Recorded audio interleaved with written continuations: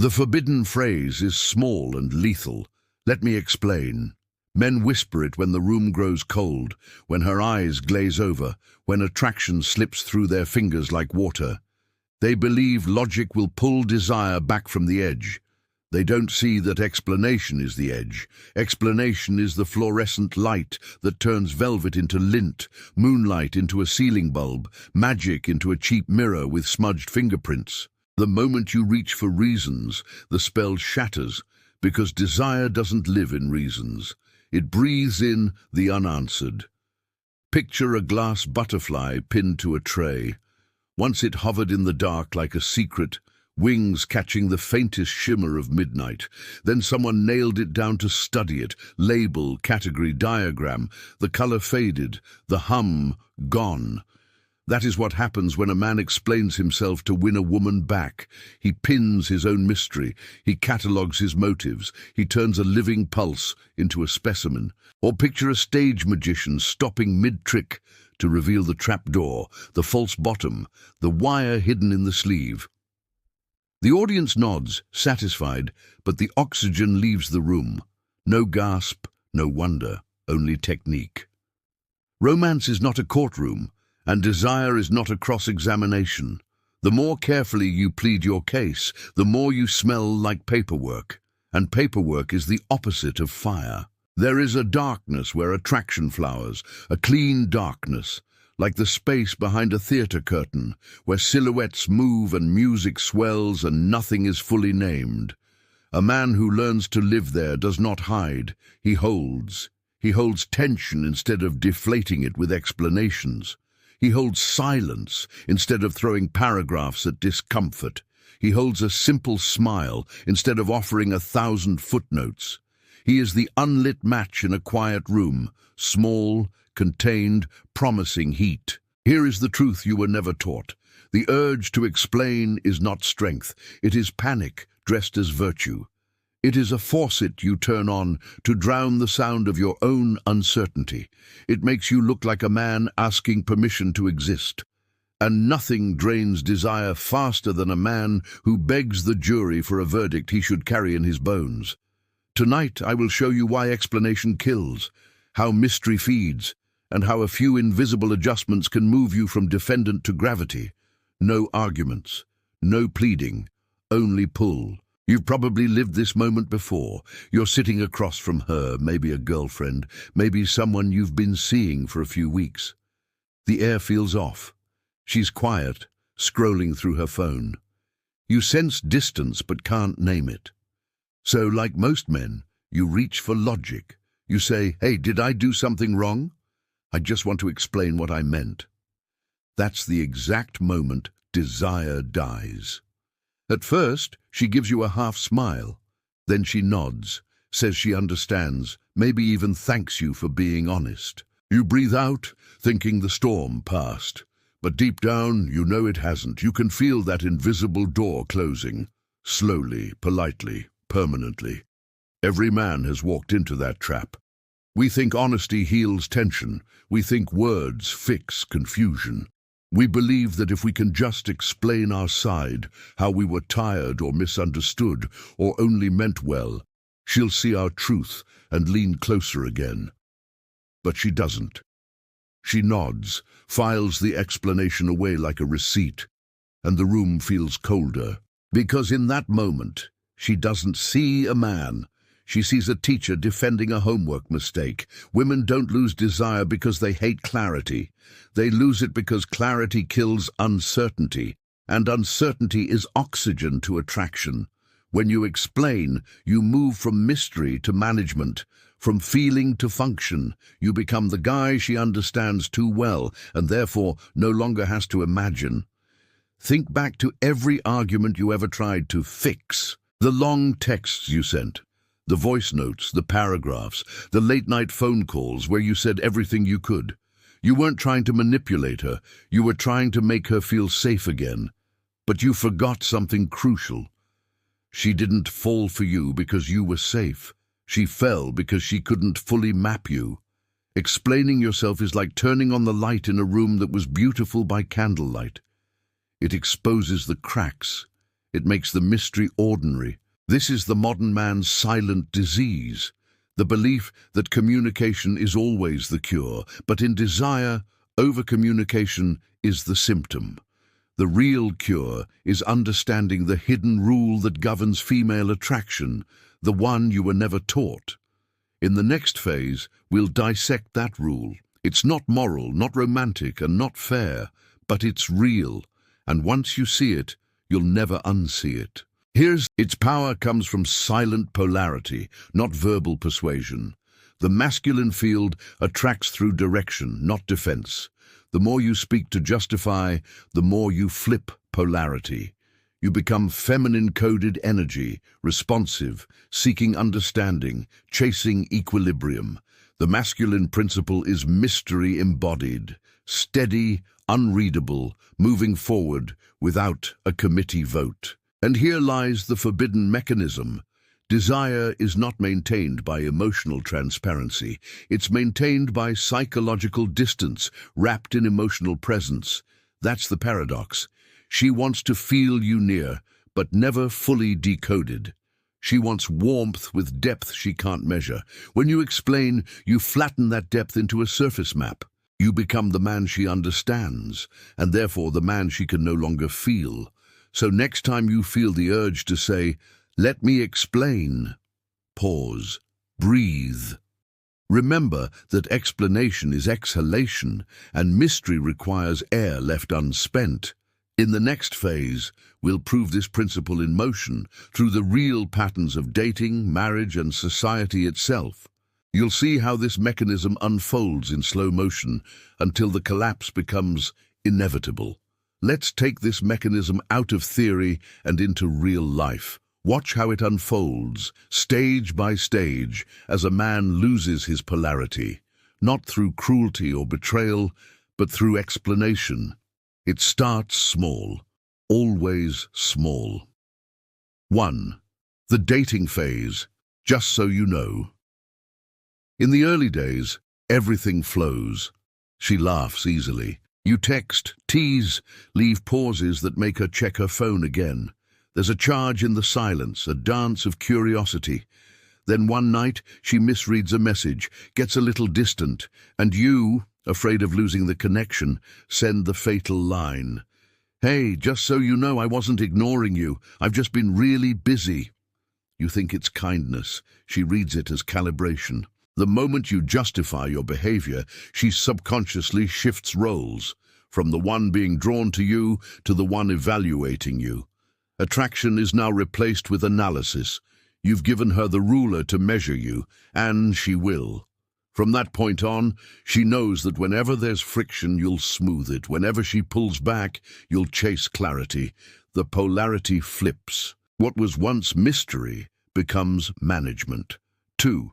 The relationship phase. I just wanted you to understand me. Months later, the connection has rhythm but not heat. Arguments grow longer, colder. You sit on the couch explaining your tone, your words, your intentions. You say, "I just want you to understand me," but that's the problem. She already does. In fact, she understands you so well that there's nothing left to explore. She knows your schedule, your reasons, your apologies. You've stripped every unknown, every spark of unpredictability. And women don't fall for predictable. They attach to it, but they don't ache for it. They respect it, but they don't crave it. Each explanation, no matter how noble, trains her nervous system to expect emotional digestion from you. You become the man who processes her emotions for her, instead of the man who lets her feel them around you. Desire doesn't live in understanding. It lives in suspense. Once suspense dies, all that's left is sentiment. 3. The marriage phase. Let me explain what I meant. Now imagine marriage. Years in, the passion fades not because of time, but because of transparency overdose. Every word is explained, every silence filled, every surprise neutralized. He says, "Let me explain what I meant." She sighs, not out of anger, but fatigue. There's nothing left to decode. Mystery is oxygen, and this house has been overventilated. She starts seeking polarity elsewhere, not necessarily through infidelity, but through contrast. Novels, shows, conversations that make her feel tension again. Meanwhile, he keeps doubling down on clarity, thinking he's solving the problem. He's not wrong, he's just on the wrong battlefield. You can't logic your way back into a woman's body. You can only become unreadable again, not distant, but dimensional. 4. The social phase. Explaining is the new apology. It doesn't stop in relationships. Modern men have been conditioned to apologize for their essence. Every opinion comes with disclaimers. I don't mean to offend, but every decision needs a round table of validation. This disease of explanation bleeds into how men date, lead, and even speak. The masculine frame is now synonymous with guilt, but here's the paradox. Women don't want guilt. They want groundedness. They don't want justification, they want certainty. Every "I just want to make sure you understand" is a confession of fear. Every "I didn't mean it like that" is a micro-withdrawal of power. Over time, society has taught men to shrink their presence behind disclaimers, and women, paradoxically, end up craving the very energy that's been suppressed, the silent, unspoken confidence that doesn't ask to be forgiven for existing. 5. The spiral's end. Emotional bankruptcy. By the end, the man who over-explains becomes emotionally bankrupt, not because he's empty, but because he's transparent to the point of invisibility. No tension, no contrast, no edge. He thinks being understood equals being loved. But in the feminine psyche, being fully understood means the journey is over. No more curiosity, no more mystery, no more spark. The man who once drew her in with presence now repels her with predictability. He tries to reclaim desire with more explanation, digging deeper into the same hole that buried it, and she, though she can't articulate it, drifts towards silence, the very silence he's terrified of. The spiral completes itself. He explains to regain connection. She withdraws because explanation kills polarity. He explains harder, she feels less, until they both forget how to feel at all. And yet this collapse isn't final, because hidden inside it lies the key, the forbidden manual. The set of rules men were never taught, but that every powerful male instinctively follows. It's not manipulation, it's reorientation. It's how you reclaim gravity in a world addicted to apology. That's what we'll uncover next. There comes a point in every man's life when he realizes something has gone terribly quiet, not peaceful, empty. He walks through the house, and everything feels slightly delayed, like a movie running out of sync. She still smiles, still says, "Good morning," still asks about his day, but the spark in her tone is gone. It's polite, transactional, weightless. He doesn't know it yet, but the collapse has already happened. Desire didn't die with a fight, it died with a sigh. It started the night he over-explained himself one time too many. He thought it was love to always clarify, to always make her feel understood. He told her what he meant, why he said it, how he felt, what he'd do differently next time. He believed communication was intimacy. But intimacy without polarity is friendship, and friendship doesn't keep her awake at night. Now she looks at him and sees a good man, a reliable man, a man who loves her deeply, but not a man she aches for. And that's the cruel paradox. He did everything right, according to society, to therapy, to advice columns. He listened, he validated, he explained. He became fluent in the language of emotional safety, and in mastering that language, he accidentally silenced the music of desire. The masculine collapse doesn't look like rage, it looks like reason. It's the moment he stops being a force and becomes a file. Predictable, documented, safe to store away. She doesn't leave immediately, she drifts. First her texts shorten, then her tone softens but detaches. The laughter becomes rarer, the touches fewer.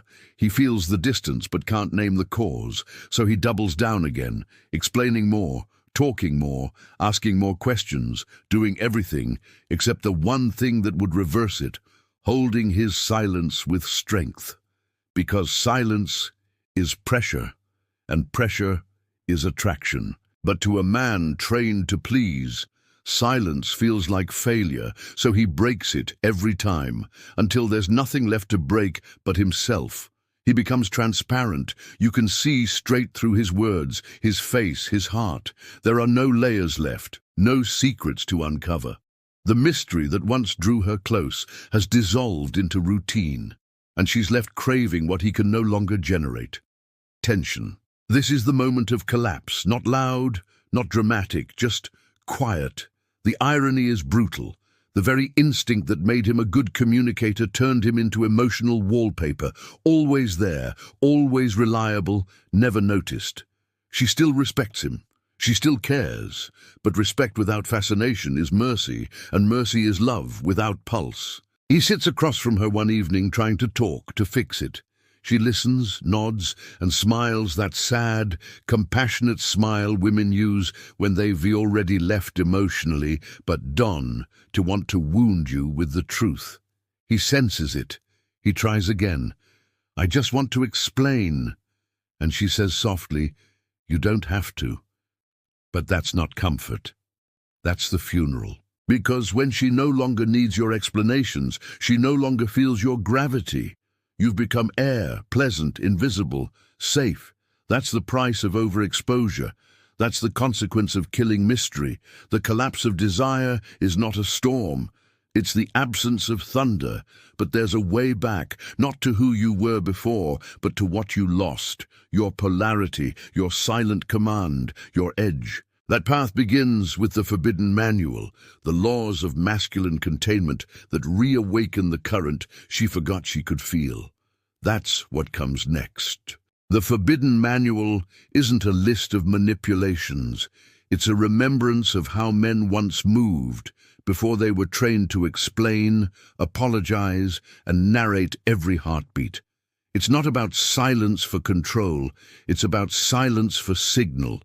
A man who speaks less but radiates more doesn't hide. He hums at a frequency only the feminine can feel. Below are the survival rules, the antidotes to the disease of overexposure. Each one reverses a mechanism you've already seen collapse. Rule 1. Hold, don't chase. Tactic. When you feel misunderstood, resist the urge to fix it instantly. Every time you rush to clarify, you teach her that your peace depends on her perception. Instead, hold your posture. Let her misunderstanding breathe. Let the silence work for you. Mystery is not confusion, it's containment. Containment says, "I trust that truth doesn't need defending." And that confidence, unspoken, reactivates the primal polarity. She feels your weight again, not your words. Because attraction doesn't live in agreement. It lives in the tension between knowing and not knowing. Rule 2. Let ambiguity exist. Tactic. When a situation feels uncertain, don't rush to define it. Men today try to label every emotional nuance. Where do we stand? What are we? What does this mean? But definition is the coffin of curiosity. Let her wonder a little. Let the dynamic evolve instead of dissecting it. You're not avoiding truth. You're protecting the voltage that truth requires to stay alive. In every interaction, leave 10% undefined. That 10% is your gravity. Rule 3, speak with weight, not volume. Tactic. Cut half your words, double your pauses. Power isn't T in what you say. It's S in how long you can wait before saying it. Men who rush to explain broadcast nervousness. Men who pause broadcast certainty. When you speak, make your words land, not scatter. Imagine your sentences as stones dropped into water, each ripple carrying meaning long after the sound fades. Women remember tone. Rule 7. Reward curiosity, not demand. Tactic. When she presses for more detail, give her fragments, not full essays. The point isn't to frustrate her, it's to invite pursuit. Answer lightly, redirect playfully, keep her imagination active. In doing so, you awaken the feminine instinct to explore, not control. You become the mystery she enjoys solving, not the syllabus she resents studying. These aren't tricks. They're calibrations, ways to restore the invisible hierarchy between explanation and experience. You don't need to be louder or colder or crueler. You just need to be opaque enough to glow. Mystery isn't manipulation. It's magnetism preserved, because the truth is this: the man who explains dies by inches. The man who contains becomes a force. And that force, silent and steady, is the language women still dream in. In the next and final phase, we close the circle, with the closing truth that ties it all together, and a quiet door left open for what comes next. Here's the truth they never wrote in any modern dating book. Desire doesn't die because she stops loving you. It dies because she starts understanding you. And understanding for a woman is emotional closure. Once she can predict every reaction, every explanation, every apology, you stop being a story. You become a summary. The power of mystery is not about deception. It's about energy preservation. You are not meant to hand out your essence like leaflets in a crowd. You are meant to be a cipher, a man whose meaning must be felt, not decoded. Look at the most magnetic men in history, artists, leaders, explorers. They didn't command attention by convincing others of their worth. They embodied it. They didn't explain why they acted, and the world wrote its interpretations afterward. That's what mystery does. It creates legend through silence. When you stop explaining, something paradoxical happens. The world begins explaining you. People fill the silence with theories, admiration, and projection, and that's when you regain what was lost, the asymmetry of fascination. You no longer chase being understood. You become experienced. This is the closing truth. A man's words can attract briefly, but his aura, the part that remains unsaid, binds permanently. Because everything you explain, you weaken. Everything you contain, you charge. So stop narrating your value. Let your stillness speak it. Stop clarifying your intentions. Let your direction prove them. Stop chasing peace through explanation. Let your gravity create it. And when someone says, "I just don't understand you," smile. That's your proof you're finally alive again. Because mystery isn't what keeps people away. It's what makes them move closer, wanting to see more. Men lose desire when they seek comprehension. They regain power when they reclaim contrast. You don't have to become a riddle. You just have to stop being a report. So the next time you're tempted to explain, pause. Remember that every explanation is an exhale. And power lives in the breath you don't release. Let the silence hum again. Let your pauses burn with intent. That's the territory of real masculine gravity, where stillness commands more than sound ever could. And as for what comes next, you've seen how mystery feeds desire. But there's a darker layer still, the psychology of distance. Why pulling away at the right moment doesn't destroy connection but deepens it. It's the art of emotional withdrawal, not as punishment, but as polarity fuel. Because if mystery draws her in, distance keeps her orbiting. That's where we go next. Next episode, why walking away makes her chase, the physics of emotional distance. And remember, never explain what can be felt, never justify what can be embodied, and never chase what silence can attract for you. If this truth hit you, subscribe, not because I asked, but because you felt something move when the noise stopped. That's your instinct, remembering what power sounds like when it finally goes quiet.